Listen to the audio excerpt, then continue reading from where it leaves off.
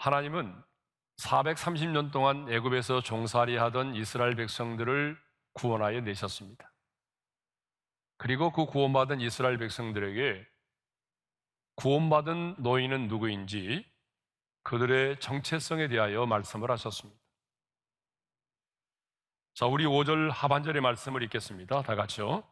너희는 모든 민족 중에서 내 소유가 되겠고, 자, 너희는 내가 애굽에서 인도하여 내었을 뿐만 아니라 독수리가 날개를 업어 인도하듯이 내가 여기까지 그렇게 너희를 인도하였으니 너희는 내 소유라고 말씀하십니다. 구원받은 이스라엘 백성들의 첫 번째 정체성은 하나님의 소유된 백성이라는 거죠. 너는 내 것이다. 너는 내 소유라고 하는 말은 단순한 소유의 개념을 뛰어넘어서 하나님께서 지키시고 보호하시고 책임져 주시겠다는 그런 말씀이죠. 자, 두 번째 이스라엘 백성들의 정체성이 뭘까요? 제사장 나라입니다. 자, 6절 상반절의 말씀을 읽겠습니다. 다 같이요. 너희가 내게 대하여 제사장 나라가 되며, 왜 하나님이 이스라엘 백성들을 애굽에서 구원하여 내셨습니까? 바로 그들을 제사장 나라로 세우기 위함이었습니다. 여러분, 제사장의 주된 임무가 뭐죠? 하나님께 제사를 드리는 것, 예배하는 일입니다. 그러니까 하나님께서는 이스라엘 백성들을 애굽에서 구원해 내신 것은 이제는 한 사람 개인이 아니라 이스라엘 백성 모두가 하나님을 예배하는 그 예배의 공동체로 세우기 위해서 하나님이 그들을 애굽에서 구원하여 내었던 것입니다. 그래서 하나님은요, 출애굽한 이스라엘 백성들을 시내산으로 인도하시고, 그리고 그 시내산에 머무르는 동안에 예배의 대상이 어떤 분이신지, 그리고 그 하나님을 어떻게 예배하는지를 가르치기 위하여 십계명을 주셨습니다. 그리고 하나님께 제사를 드릴 수 있는 성막을 허락해 주셨고, 성막 안에 지성소를 두어서 하나님의 임재를 상징하는 언약궤를 안치하게 하셨습니다. 그리고 레위지파를 제사장으로 세워서 이스라엘 모든 백성들로 하여금 하나님을 예배하는, 하나님께 제사를 드리는 예배의 공동체가 되게 하셨습니다. 그러므로 출애굽의 모든 초점은요, 해방에 있는 것이 아니라 예배에 있다는 것입니다. 그래서 출애굽기의 마지막 장인 출애굽기 40장을 보게 되면 하나님이 지시하신 대로 성막이 완성되어 하나님께 봉헌하는 모습으로 출애굽기는 끝이 나고 있습니다. 성막이 완성되어 봉헌될 때에 하나님의 임재를 상징하는 구름이 해막에 덮이고 여호와의 영광이 성막에 충만하게 임하였습니다. 모세가 해막에 들어갈 수 없을 만큼 여호와의 영광이 성막에 충만하게 임하였습니다. 이것을 보게 되면 하나님께서 하나님께 제사를 드리는 성막의 완성을 얼마나 기뻐하셨는지를 우리가 알 수 있습니다. 다시 한번 6절 상반절의 말씀을 읽겠습니다. 다 같이요. 너희가 내게 제사장 나라가 되며, 자, 그러면 제사장 나라의 사명은 무엇일까요? 방금 말씀드린 것처럼 제사장에게 있어서 가장 중요한 것은 하나님께 제사를 드리는 거라고 했죠. 하나님을 예배하는 것입니다.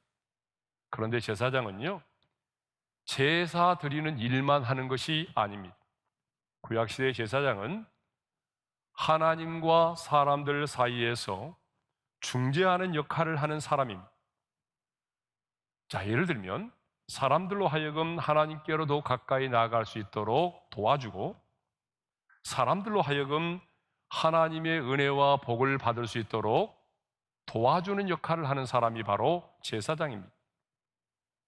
그러므로 구원받은 이스라엘 백성들에게 제사장 나라가 되라고 하는 말은 너희가 받은 구원의 비밀을 다른 이방 나라의 사람들에게도 가르치고 전파하는 자가 되라는 것입니다. 하나님께서 너희에게 행하신 이 모든 일들을 온 세상의 사람들에게 선포하고, 그래서 땅의 모든 족속이 구원의 비밀을 깨닫고 온 족속들이 하나님을 예배하는 자가 되게 하라는 것입니다. 그러니까 하나님은요, 이스라엘을 세상의 모든 민족들을 구원하는 일에 하나의 도구로 사용하시기 위해서 이스라엘 백성들을 구원하여 내시고 제사장 나라로 세우셨다는 것입니다. 그러니까 하나님은 이스라엘 백성들을 애굽에서 구원하여 내신 이후에 아무렇게나 살도록 내버려 두지 않으시고, 하나님께서 자신들에게 베풀어 주신 그 구원의 은혜를 더 풍성하게 누리며 살아갈 수 있도록 그들에게 사명을 주셨어요. 그 사명이 무엇입니까? 바로 제사장 나라로 그들을 세우신 것입니다. 하나님께서는 구원받은 이스라엘을 통하여 온 세상이 하나님을 알고 예배하는 자들이 되기를 원하셨습니다. 그래서 이스라엘이라고 하는 한 민족을 세우시고 그들을 제사장 나라로 세우신 것입니다. 그래서 하나님은요, 일찍이 믿음의 조상 아브라함을 부르시고 이렇게 말씀하셨습니다. 창세기 12장 2절과 3절의 말씀을 함께 읽겠습니다. 다 같이요. 내가 너로 큰 민족을 이루고 내게 복을 주어 내 이름을 창대하게 하리니 너는 복이 될지라. 너를 축복하는 자에게는 내가 복을 내리고 너를 저주하는 자에게는 내가 저주하리니 땅의 모든 족속이 너로 말미암아 복을 얻을 것이라. 여러분 한번 따라서 하겠습니다. 땅의 모든 족속이 너로 말미암아 복을 얻을 것이라. 하나님께서 아브라함을 통하여 이루시고자 하신 것은요, 이 땅의 모든 민족이 복을 얻는 것입니다. 그러면 하나님께서 이 땅의 모든 민족에게 주시고자 했던 그 복은 무엇일까요? 바로 구원이죠. 아담의 후손으로 이 땅을 살아가는 모든 사람들이 제사함을 받고 하나님 나라의 백성이 되는 것입니다. 그래서 온 열방과 민족이 이 땅에서 하나님을 예배하는 것입니다. 그러니까 하나님께서 아브라함을 부르시면서 주신 땅의 모든 족속이 너로 말미암아 복을 얻을 것이라, 이 언약의 말씀이 올 본문 너희가 내게 대하여 제사장 나라가 되리라는 이 말씀으로 성취가 된 것입니다. 그러므로 땅의 모든 족속이 너로 말미암아 복을 얻으리라고 하는 이 말씀과 너희가 내게 대하여 제사장 나라가 되리라고 하는 이 말씀은 그 의미가 동일하다고 볼 수가 있겠죠. 하나님은 왜 이스라엘 백성들을 애굽에서 구원하여 낸 다음에 그들을 제사장 나라로 세우셨습니까? 제사장 나라인 이스라엘 백성들을 통해서 온 열방과 족속이 하나님을 알고 하나님의 백성이 되어서 하나님을 예배하는 복을 받도록 하기 위해서입니다. 이것이 바로 제사장 나라에게 주신 사명입니다. 하나님은요, 아브라함을 갈대아 우르에서 부르신 다음에 그를 어느 곳으로 인도하셨나요? 가나안 땅으로 인도하여 살게 하셨습니다. 그렇죠? 출애굽한 이스라엘 백성들을 어디로 인도하셨나요? 가나안 땅으로 인도하여 그곳에서 정착하게 하셨습니다. 여러분 한번 생각해 보셨어요? 여러분 이 지구촌에 많고 많은 땅이 있는데 왜 하나님은 아브라함을 불러내서 그 가나안 땅에 이르게 하셨고, 그리고 출애굽한 이스라엘 백성들을 왜 많고 많은 땅 중에 요단강을 건너서 가나안 땅에 들어와 살게 하셨을까요? 여러 이유가 있겠지만 그 중에 하나는 이 가나안 땅이 지정학적으로 제사장 나라의 사명을 감당할 수 있는 그런 이치에 있었기 때문입니다.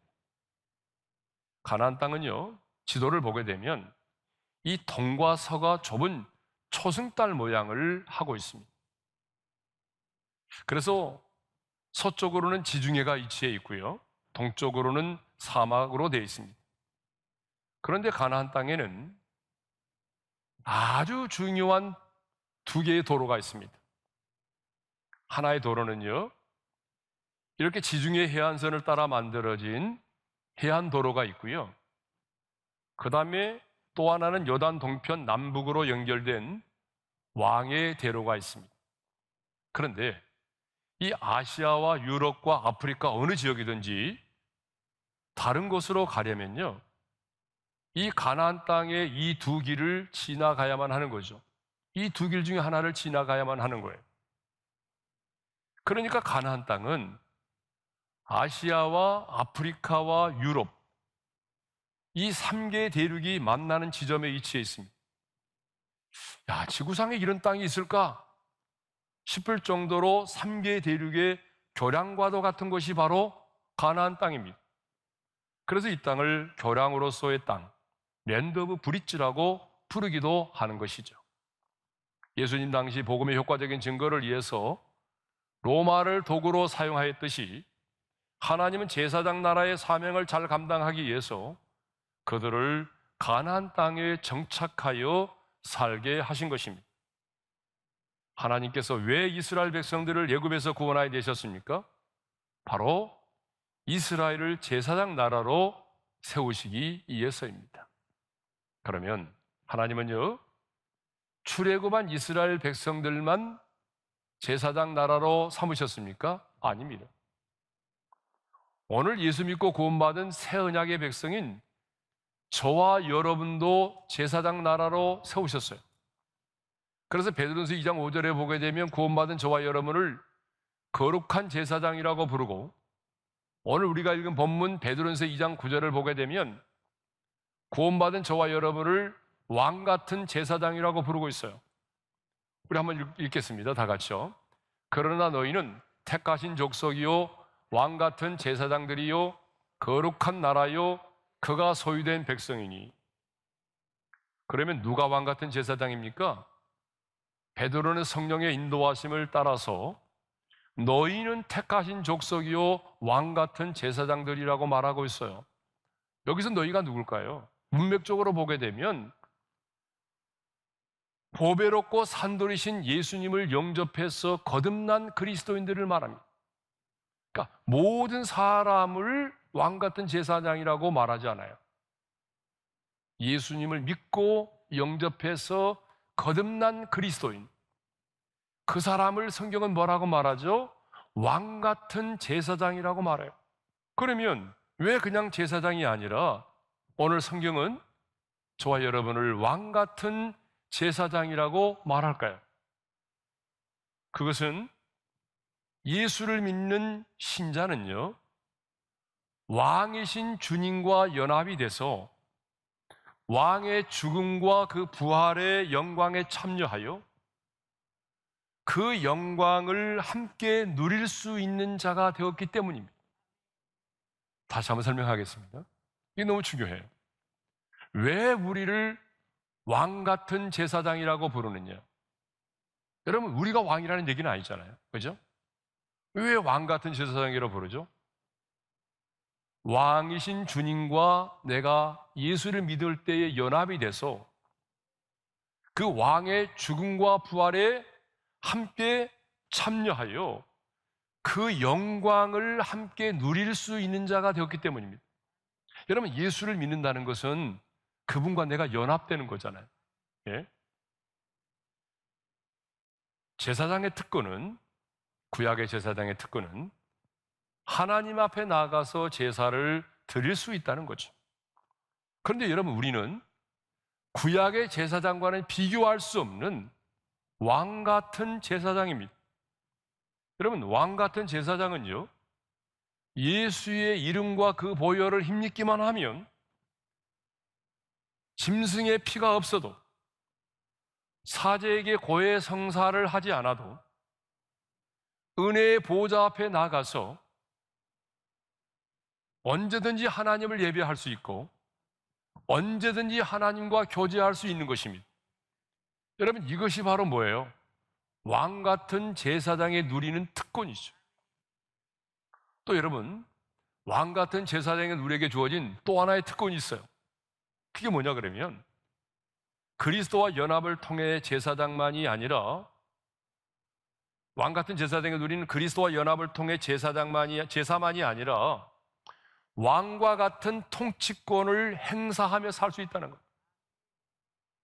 그래서 요한계시록 5장 10절을 보게 되면요, 하나님께서 저와 여러분을 나라와 제사장들을 삼으셨다고 말씀하면서 그들이 땅에서 왕 노릇하리라고 말씀하고 있어요.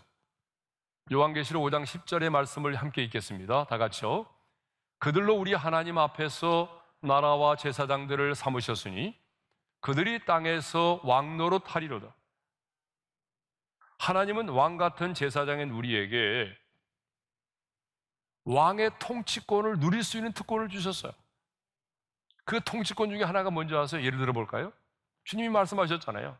너희가 땅에서 매면 하늘에서 매일 것이요, 땅에서 풀면 하늘에서도 풀리리라. 여러분, 이것은요 어마어마한 특권입니다. 예, 우리가 이 땅에서 이 땅에서 매면 하늘에서 매이고 이 땅에서 풀면 하늘에서 풀린다는 거예요. 영적인 세계에서도 묶고 풀리는 역사가 일어난다는 거죠. 그러므로 우리는 이제 하나님의 자녀된 권세를 가지고 왕 같은 제사장의 그 권세를 가지고 저 어둠의 세력을 향해서 명령할 수 있어요. 어떻게? 물러가라고, 떠나가라고 명령할 수 있습니다. 저와 여러분은 왕 같은 제사장입니다.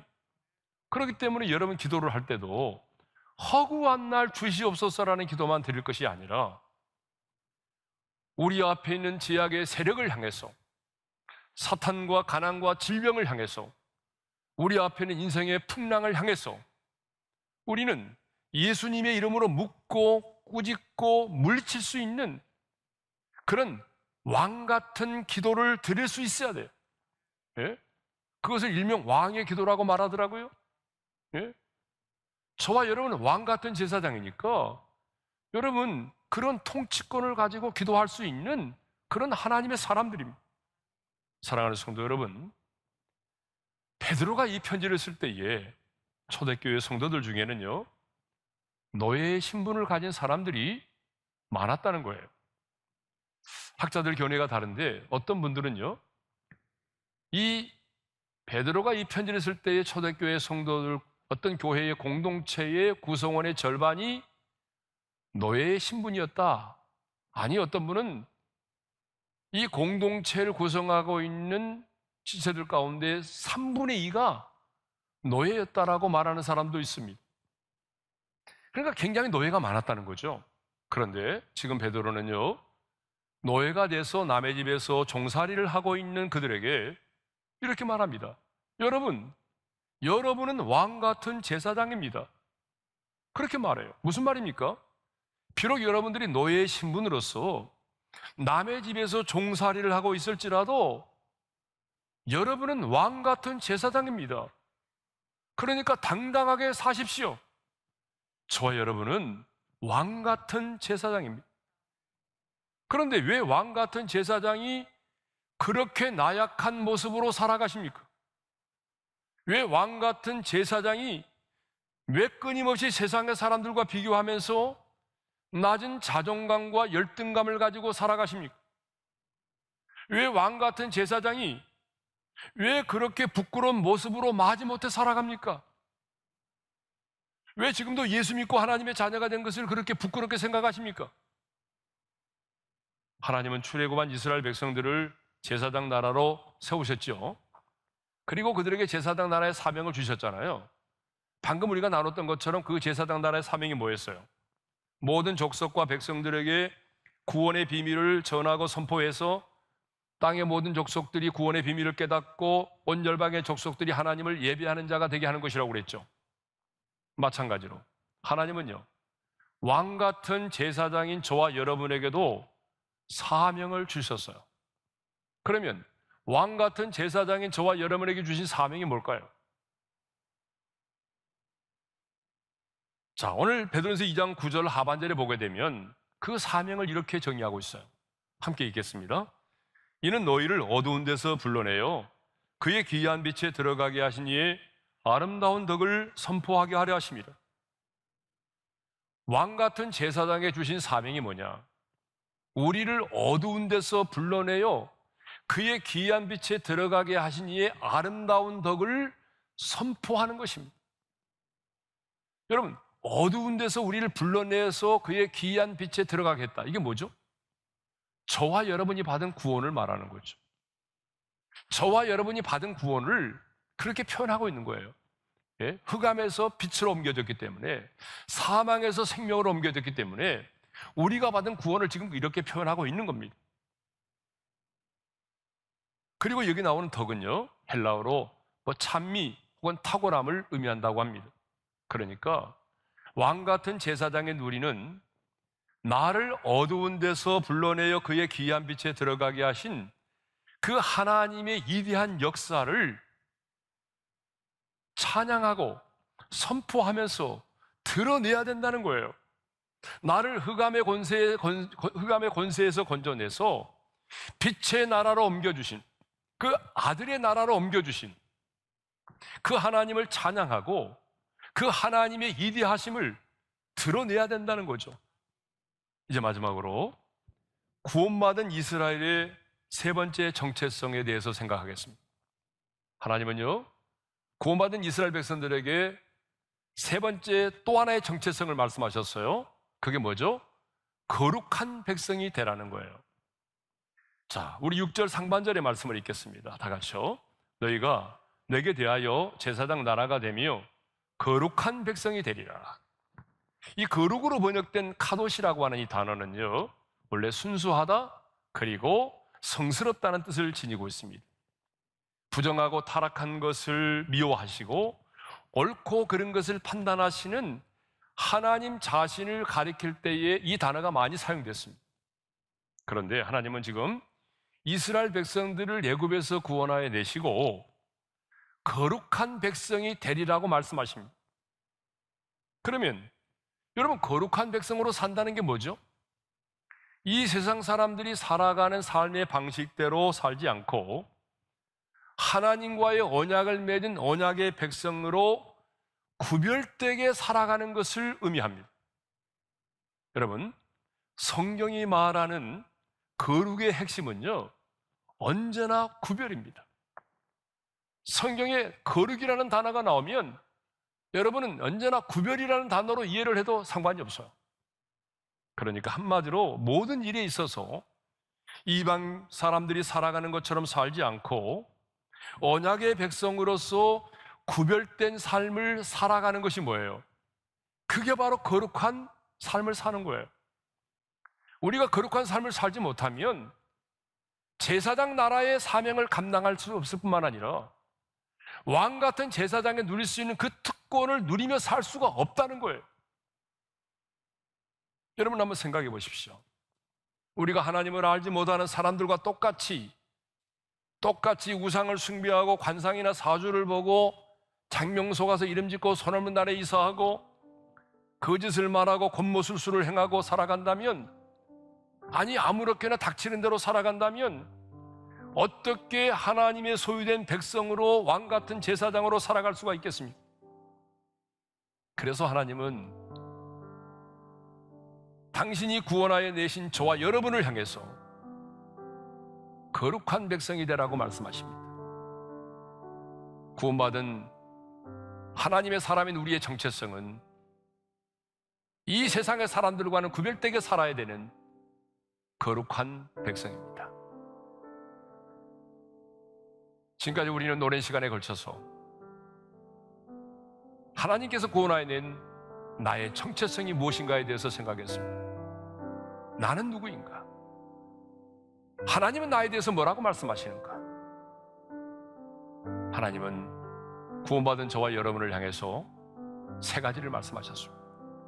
너는 내 소유다. 너는 내 앞에 제사장이라. 아니, 왕 같은 제사장이다. 거룩한 백성이다.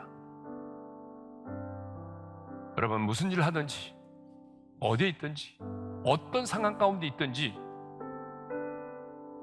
하나님의 사람으로서의 정체성을 지키고 당당하게 하나님의 사람으로 살아갈 수 있기를 주님의 이름으로 축원합니다.